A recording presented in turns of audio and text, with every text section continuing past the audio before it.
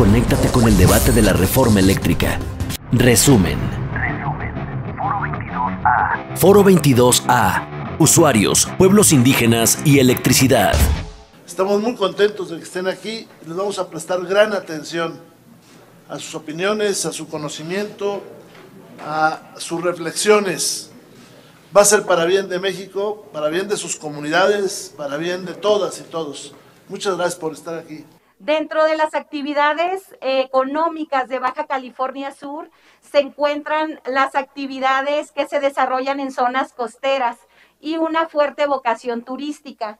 Esto ha ampliado la brecha de desigualdad entre sus habitantes y los mismos usuarios. ¿De cuántas comunidades estoy hablando en Baja California Sur que están fuera de la red eléctrica de Baja California? Son 63 comunidades y ascienden a una población de 4,411 personas al día. Principalmente vemos que las comunidades en donde esto se representa son principalmente La Paz, el municipio de Comundú y el municipio de Mulegé. Es donde se encuentran principalmente los usuarios o las personas que no están conectadas a la red eléctrica y que no se ha podido otorgar el servicio al que todos tenemos derecho. Nosotros proponemos un enfoque de electricidad basado en los derechos humanos con un esquema de democratización de la energía, instalación de techos solares en comunidades rurales con esquemas justos de financiamiento, dando prioridad a comunidades afectadas por la contaminación de las centrales de CFE, implementación de microredes comunitarias de generación de electricidad a cargo de cooperativas o ejidos para el fomento de actividades productivas y creación de entidades locales para el mantenimiento y sustitución de los sistemas de generación de electricidad implementados en comunidades.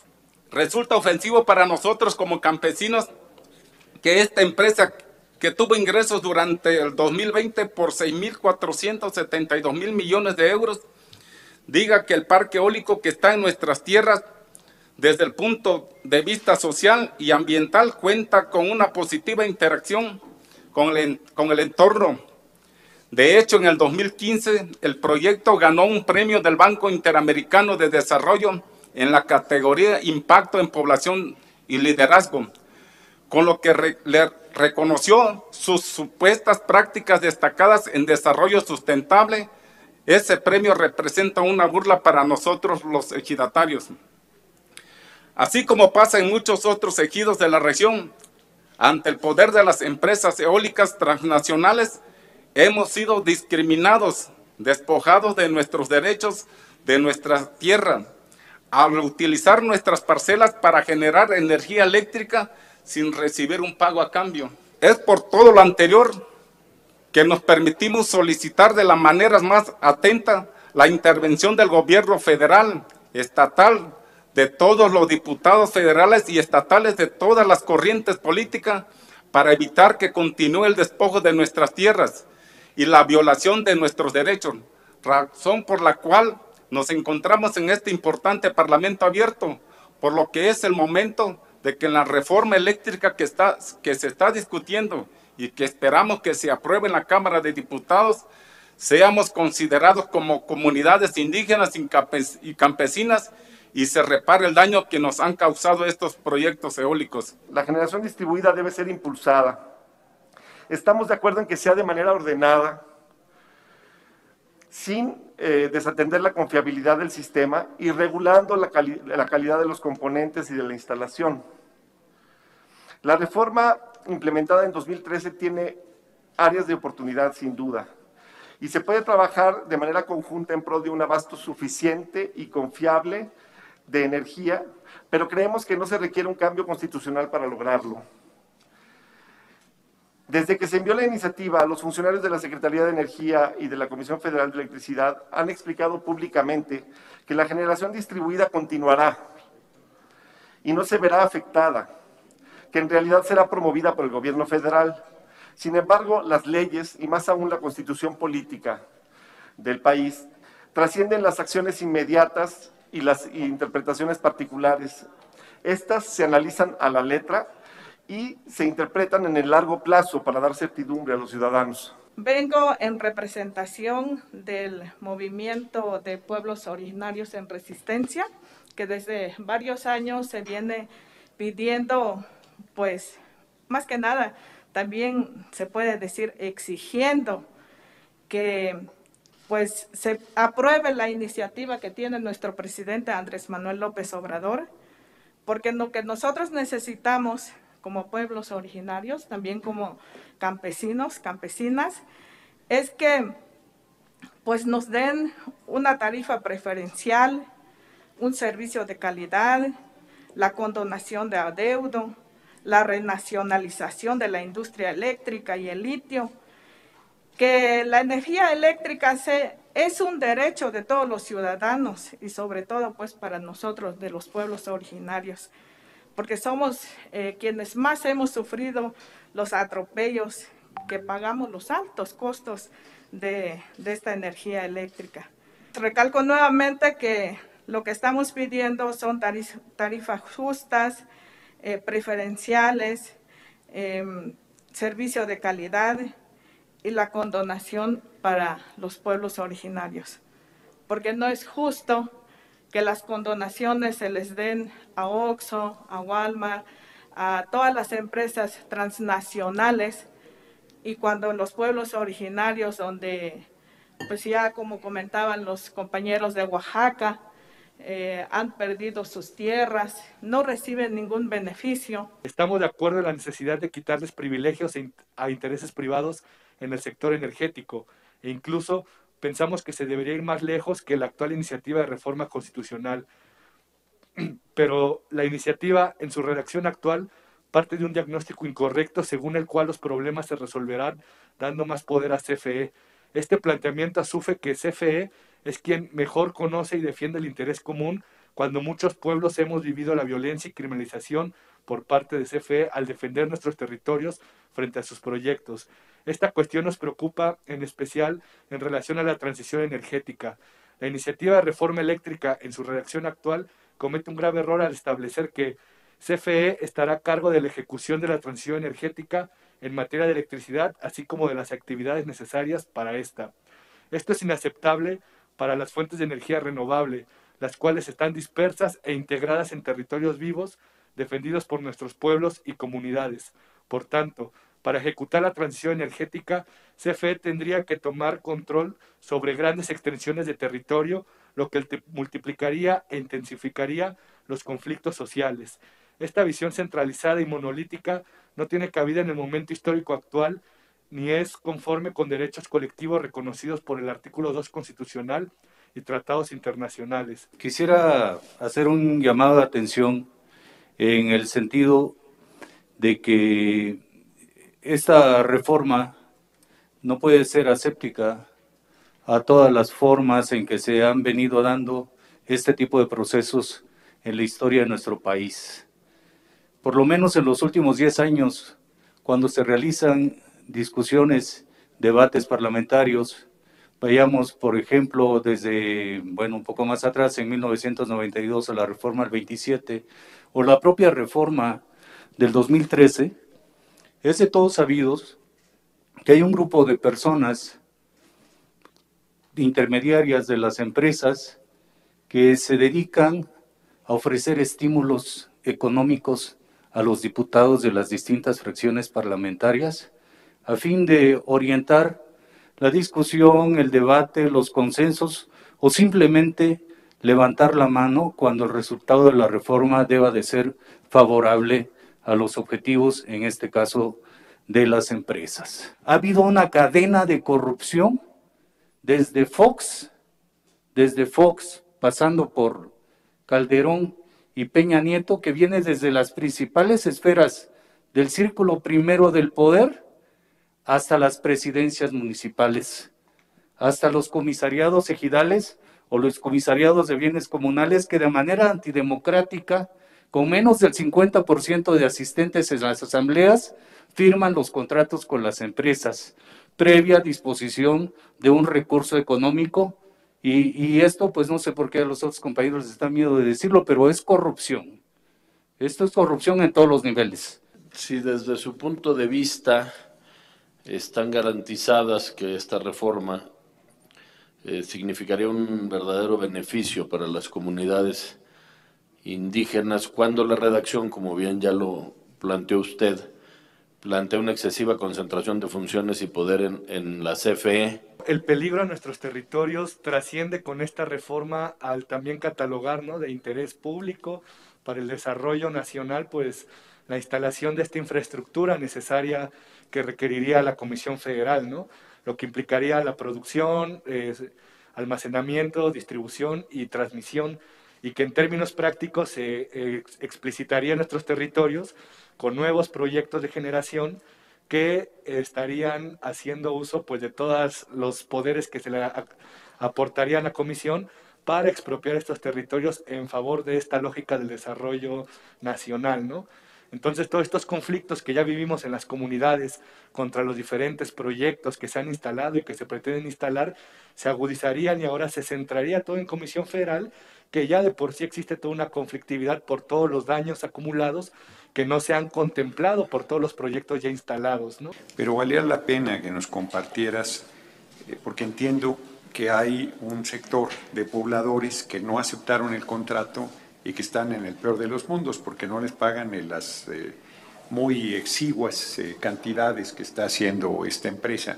Y por otro lado, pues todas las instancias a las que han acudido, porque entiendo que inclusive han acudido hasta instancias internacionales y esto no se alcanzó a presentar en la exposición.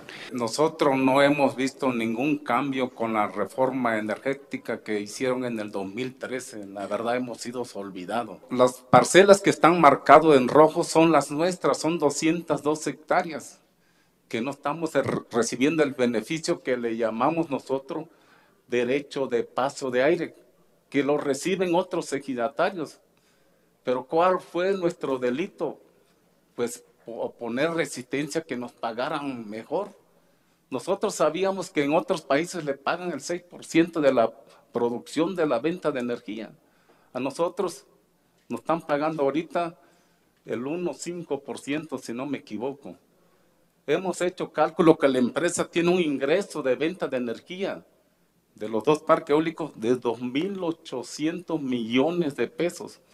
¿Cuál es la derrama económica en el ejido por la renta de nuestras parcelas? 40 millones de pesos.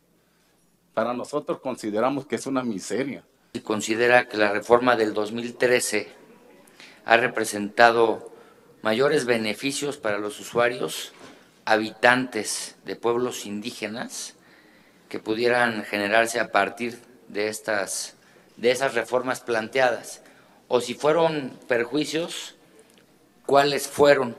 Mucha gente piensa que al instalar parques eólicos garantiza el suministro constante de energía eléctrica. Nosotros que vivimos ahí, los vientos son intermitentes, generan energía eléctrica cuando hay vientos, y cuando no hay vientos, quien nos garantiza el suministro es Comisión Federal de Electricidad. ¿Sabes? O sea, si nosotros, el estado de Oaxaca, en el istmo de Tehuantepec, donde está el corredor de los parques eólicos más grandes de Latinoamérica, no tuviéramos aislado la red, no dependiéramos de comisión, estoy seguro que a cada rato tuviéramos apagones. En esta diapositiva ahí demuestra la derrama de aceite que hemos tenido en los parques eólicos. Claro que la empresa inmediatamente manda a limpiarlos.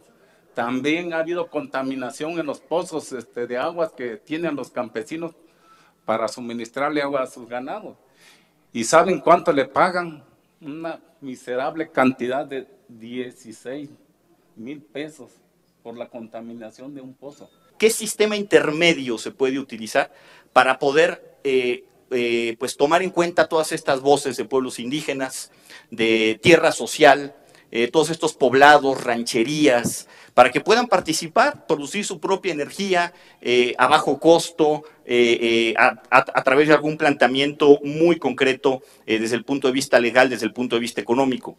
La iniciativa presentada comete el mismo error que se cometió en 2013 de no incluir a las comunidades de una forma horizontal, incluso ni siquiera pues visibilizarlos como parte integrante de este sector tan importante. Nosotros proponemos un esquema que se llama comunidades energéticas, que funciona en otras partes del mundo. Estas comunidades energéticas precisamente ponen en el centro a los participantes de las comunidades y además de esto, más allá de la infraestructura, la forma de operación que fomente, como ya lo mencioné también en mi presentación, la productividad. Hablemos también, además de ser un tema de dignidad humana, es un tema de economía. Creo que debemos transitar hacia un esquema en donde los derechos humanos estén en el centro con estas comunidades energéticas.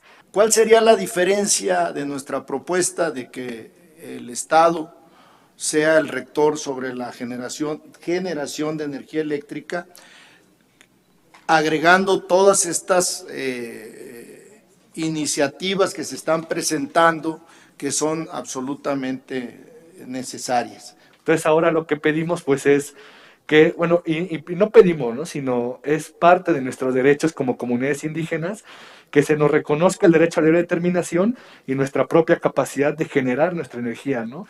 Por eso ahí ponemos que hay un marco regulatorio preferente donde sea muy bien estructurado, para que no haya estos proyectos de quienes se digan comunitarios pero son privados y quieran involucrarse en la generación de esta manera. Aún así, que los privados tengan el 46% de la generación es mucho, ¿no? Nosotros consideramos que aún así es mucho y por eso, sin restarle al 54% que ya va a ser parte de Comisión Federal, que en ese 46% se incluya al sector social y se les dé la prioridad para la generación y esta distribución de la energía. Platícanos un poco sobre estos diferenciales entre la ganancia y lo que se paga. Ustedes no, ya me di cuenta, pero a tus vecinos. Platícanos un poco sobre esa relación que se tiene, porque me parece muy injusto que, a mí, en lo personal, que no se tome la plusvalía o el valor que tiene el terreno por estar ubicado en ese lugar. Aunque nuestras parcelas están en un mismo ejido, pero hay diferentes tipos de tierra. No es lo mismo, por ejemplo, en la Ciudad de México rentar un departamento en Santa Fe que rentarlo en otras colonias, porque son diferentes pagos que se harían. Igualmente también en nuestras tierras. El caso particular le voy a platicar de mi papá. Son terrenos agrícolas de riego. Y nosotros, la verdad, no queríamos que nos afectaran. Queríamos que nos pagaran el paso de aire que le llamamos, que es lo que le pagan actualmente a varios ejidatarios. Y hay campesinos, ejidatarios que tenían tierras que le llamamos nosotros salitrosa, estaban enmontadas. Pues esas tierras recibieron mejor pago, o iban a recibir un mejor pago que la nuestra, las tierras que eran más fértiles. Pues había como que no, una desventaja. Y eso es lo que veíamos nosotros, que pues no era justo. Y aparte había otras cláusulas del contrato que consideramos que no había una revisión como para que fueran incrementándose el pago. Nosotros hicimos los cálculos, le digo, en aquella ocasión, y le calculábamos que nos estaban pagando el 1% de la producción de la venta de energía eléctrica. Y teníamos recortes, información que en otros países le pagaban el 6%. ¿Cuál sería la propuesta que pudiera ayudar a resolver las problemáticas en materia, primeramente, de acceso a la electricidad? Lo preguntamos en lo particular porque la iniciativa no plantea dichos mecanismos e incluso desaparecen algunos programas que han dotado de autosuficiencia energética a los pueblos indígenas mediante estas tecnologías. Creo que algo importante es poder hacer uso de tecnología nacional, ¿no? Está el caso allá en la Huasteca Potosina, que se está planteando el uso de mini hidroeléctricas que no tengan que hacer represas ni desvíos del río, sino son pequeñas turbinas que van insertadas dentro de la propia corriente y que eso va a permitir generar cierta cantidad de energía eléctrica. Se tienen que hacer esos estudios de contextos socioeconómicos, ¿no?, de territorio de las comunidades para saber qué es mejor. No vamos a llegar a un lugar que está lleno de selva a deforestar para poner fotoceldas, ¿verdad? Sino hay que adecuar la infraestructura necesaria y que debe ser, ¿no?, como he dicho, por acuerdo de las comunidades que decidan así hacerlo. También nos preocupa mucho Por ejemplo, la supresión de los órganos reguladores del sector. Nos preocupa porque un regulador independiente vigila que todos los actores del sector estén alineados al interés general y vigila que la confiabilidad del sistema. Además, dirime las diferencias entre los actores, tanto públicos como privados, y eso da confianza a consumidores e inversionistas. La iniciativa reconoce la importancia de la regulación, pero propone eliminar al regulador. Esto abriría un margen de discrecionalidad en la toma de decisiones que seguramente impactaría la rentabilidad de las inversiones y provocaría desequilibrio en la relación entre usuarios, contratistas y suministrador, o la CFE. Pero no sé si hay alguna ya sistematización de todos los agravios y toda la lucha que han dado, sobre todo en el Istmo. Pues digamos que un inventario sobre los distintos agravios y luchas, pues sería prácticamente una enciclopedia. En la propia manifestación de impacto ambiental, por ejemplo, que se realizó para uno de los primeros parques eólicos, los presentes no me dejarán mentir, en el caso de la venta 1, 2 y 3, que están una subsecuentemente de otra, en los ejidos de la venta, en el estudio de manifiesto de impacto ambiental se dice que el corredor migratorio de aves más importantes a nivel mundial que transitan por esta parte del istmo de Tehuantepec, y que en ese sentido era completamente inviable establecer un parque eólico en ese lugar. Sin embargo, las autoridades en turno de la Dirección de Impacto y Riesgo Ambiental le dieron palomazo al proyecto e ignoraron esta recomendación. Preguntarle si considera usted que sin esta reforma planteada por el presidente Andrés Manuel, el sector privado pudiera garantizar la luz, la energía eléctrica, o necesita a la CFE, o necesita que la CFE se fortalezca debido a que la energía eólica y solar son intermitentes. Yo voy a responder con la misma expresión que los empresarios, los representantes de Demex y de EDF y de Preneal en el Istmo hicieron desde antes de la reforma del 2013. Cuando se estaba discutiendo aquella reforma, ellos decían, se tiene que aprobar esa reforma, no podemos realizar más contratos de manera indirecta con los intermediarios, que son empresas que se elaboran exprofeso, se protocolizan exprofeso para poder llegar directamente con el dueño de la tierra a realizar el contrato o la reserva territorial, como ellos le llaman, antes de que se empiece al proceso de generación de energía, porque en cada una de las etapas tiene distintos precios, la reserva territorial, la fase de construcción y la fase de generación de energía. Los precios van aumentando y ganan más aquellos supuestos propietarios o ejidatarios en cuyas parcelas queda instalado un determinado número de aerogeneradores. Pues bien, estos empresarios decían, si la reforma pasa, nos comemos el pastel completo. Esa fue la expresión que literalmente utilizaron, y yo creo que a buen entendedor, pues, pocas palabras en ese sentido, ¿verdad? Así como están las condiciones, con o sin reforma, la iniciativa privada técnicamente no lo puede garantizar. En esta ocasión, con tu intervención, se trata de un sector privado muy particular, no de las grandes empresas, sino de estas pequeñas y medianas empresas que también están haciendo un esfuerzo económico y sustentable para que en los hogares, incluso en las pequeñas industrias, se autogenere energía. Y que además va de la mano con lo que también nos decía la doctora en relación con estas comunidades energéticas, que encuentran solución muchas veces no a través de CFE, tampoco de las grandes empresas, sino de estos mecanismos de innovación tecnológica.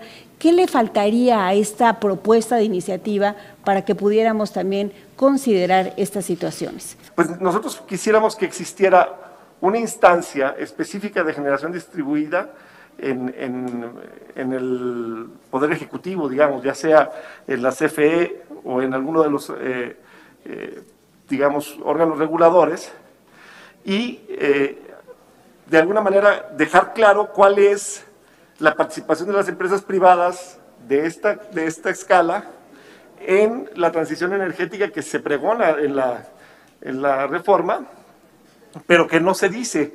Tal pareciera que el ejecutor de eso va a ser la CFE.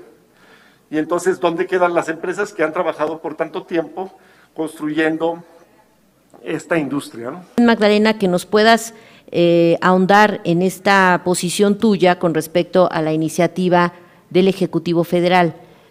A tu parecer, esta sí rescata sus planteamientos sobre una tarifa distinta, porque he escuchado el planteamiento de la tarifa o los subsidios en otra magnitud, pero pues sí se recoge esta experiencia o este planteamiento que ustedes nos hacen.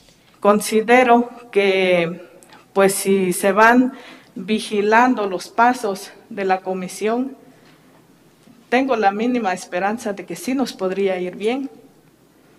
Y eso es lo que yo pido, que también se analice y que pues se nos incluya, ¿no?, en esta reforma, en nuestros beneficios, y pues no solamente estemos, de verdad es triste ver cómo entre los representantes de cada partido, entre los diputados, estén discutiendo de cuánto van a ganar las empresas particulares.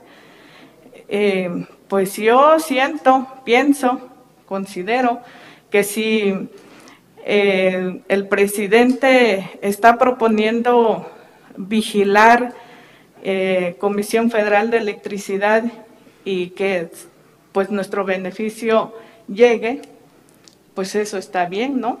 Y por eso nuestra lucha es, como organizaciones de pueblos originarios, es plantear nuestras necesidades y que se nos tome en cuenta. Quisiera pedir que este foro no se quede como uno de los foros que se haga solamente por requisito, sino que lo que aquí han externado las y los representantes de las comunidades indígenas se tenga en cuenta. ¿Por qué? Porque para nadie es un secreto, las empresas privadas, el capital ha ido a despojar las comunidades, y aquí se hablaba de muchas cuestiones sobre los parques eólicos, pero también quisiera recordarles que comunidades enteras han sido despojadas de sus tierras para instalar las presas y represas para producir la energía hidroeléctrica. Y por eso quisiera preguntarles a las y los representantes que provienen de comunidades indígenas, además de lo que ya han manifestado de estas irregularidades, de estas injusticias, ¿qué más podrían comentar respecto a la iniciativa del presidente de esta reforma eléctrica? Creemos con mucha fuerza, pues, que como pueblos y comunidades hemos insistido y exigido incontables veces a diferentes tipos de instancias, a diferentes instituciones con diferentes gobiernos, que sean respetados nuestros derechos como pueblos y comunidades indígenas, ¿no?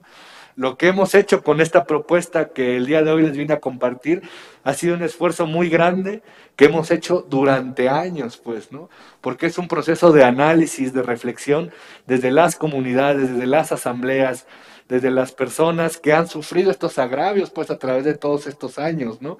Y que creemos que es importante, como lo ha mencionado hace un momento Irma, que pues pueda ser plasmado en esta propuesta, si es que de verdad que se quieren hacer las cosas de otra manera, ¿verdad? Así como se ha dicho a los que se han retirado, pues sin duda nos damos cuenta, porque lo hemos vivido, pues la poca relevancia e importancia que tienen los derechos colectivos de los pueblos y comunidades indígenas hacia todas estas facciones políticas, ¿no?, que han estado favoreciendo durante tantos años la instalación de estos grandes megaproyectos privados en las tierras de nuestros pueblos y comunidades indígenas. Agradezco a quienes estuvieron esta mañana tarde con nosotros. Cierro con una pequeña reflexión. He asistido a todos menos a un foro, porque tuve que ir a otro que estaba en la ciudad de Monterrey. Este es de los que me han parecido más interesantes. Entonces, quiero dejar ese comentario.